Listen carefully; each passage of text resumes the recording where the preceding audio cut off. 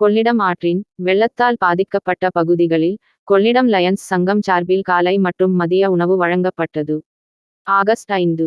மயிலாடுதுறை மாவட்டம் கொள்ளிடம் அருகே கொள்ளிடம் ஆற்றின் வெள்ளத்தால் பாதிக்கப்பட்ட நாதல்படுகை கிராமங்களில் மக்களுக்கு இன்று காலை 7 மணிக்கு காலை உணவும், முதலமேடுதிட்டு கிராமங்களில் இன்று மதியம் 12 மணிக்கு மதிய உணவும் கொள்ளிடம் லயன்ஸ் சங்கம் சார்பில் கொடுக்கப்பட்டது. இந்நிகழ்வில் தலைவர் லயன் ஜே. ராமலிங்கம், மண்டல செயலாளர் லயன் வீராசாமி, செயலர் லயன் எஸ். அஸ்வின், மண்டல ஒருங்கிணைப்பாளர் லயன் எஸ். புருஷோத்தமன் மற்றும் சங்க நிர்வாகிகள் லயன் சிவப்பிரகாசம், லயன் அசோக்குமார், பொதுமக்கள் ஆகியோர் கலந்து கொண்டார்கள். செய்தியாளர் க. இ. ராஜீவ்காந்தி.